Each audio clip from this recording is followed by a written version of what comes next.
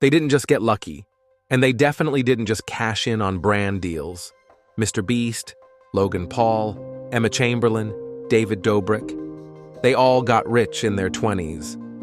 But not for the reasons most people think. Because the truth is, while most people chase likes and followers, these creators were playing a different game entirely, one that most people don't even realize exists. And if you stick around to the end, you'll see the one move almost all of them made that turned attention into actual wealth. Let's start with Logan Paul. At first glance, it seems simple. Viral videos, a massive YouTube following, some boxing matches, and now he's rich.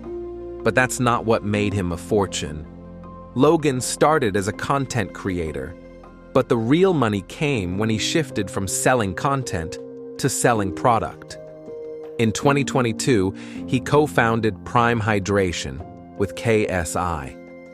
And here's where the game changed. Prime wasn't a sponsored drink. It wasn't a licensing deal. It was a company they owned.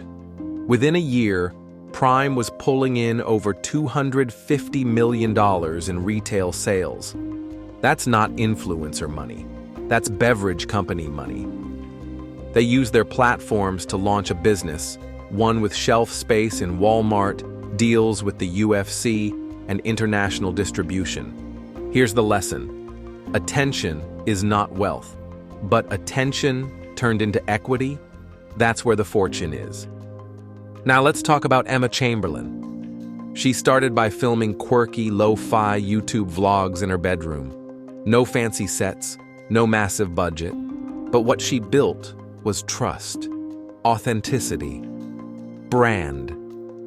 Emma didn't stop at being relatable. She turned it into something tangible. Chamberlain Coffee, a premium coffee brand she founded, not promoted. And once again, she owned it. She wasn't doing $5,000 sponsorships with Keurig. She was building her own audience of loyal buyers. And the results? Her brand is sold online, in stores, and has become a staple among Gen Z coffee lovers. She's done collaborations with big names, landed retail deals, and carved out her own niche in a saturated market. She didn't just influence, she executed. Now what about MrBeast? He's the biggest YouTuber in the world. But ad revenue alone wouldn't put him on track to become a billionaire. So what did he do? He turned views into infrastructure. Feastables, Beast Burger, his own production company. And now he's even launching a physical chocolate factory and investing in tech startups. Feastables alone did over $10 million in its first few months. And here's the part most people miss. MrBeast reinvests nearly everything back into business. He understands something most creators don't. The money from views is just fuel. The real game is building something that prints money without me. That's how you scale beyond content. That's how you build an empire. Now let's look at David Dobrik. He was one of the fastest rising YouTubers in the mid-2000s. His vlog-style content exploded. Brand deals, TV appearances, merchandise. But unlike the others, his transition to real wealth was slower and bumpier. He launched Dispo, a photo-sharing app meant to capture the nostalgia of disposable cameras. It got attention. He raised VC money. Things looked promising. Then came controversies. The brand distanced from him. Momentum dropped. But here's why his story still matters. He tried to pivot attention into ownership. He understood the need to build something beyond YouTube. Not every move works. But the instinct? It was right. Because over time, creators who don't build something beyond content fade. The algorithm always moves on. So what does this mean for you? Most people think getting rich in your 20s is about going viral, building a following, and hoping brands come knocking. But the creators who actually made millions didn't stop there. They turned their followers into customers. They turned their ideas into businesses. They turned their brand into something bigger than their face. They learned the secret most people miss. The game isn't to be popular. The game is to own the thing that popularity powers. So how do you actually do that? Here are 3 core principles these creators used that you can apply even if you don't have 1 million followers. 1. Don't sell attention, leverage it.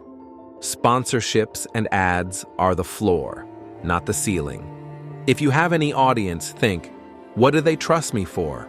What product or brand can I build that actually solves a problem they care about? Prime worked because Logan and KSI built fitness credibility. Emma's Coffee worked because her brand was built on personality and routine. MrBeast built food products because he made eating part of the experience. They aligned the product with the personality. You can do the same, even at a smaller scale. 2. Ownership is greater than influence.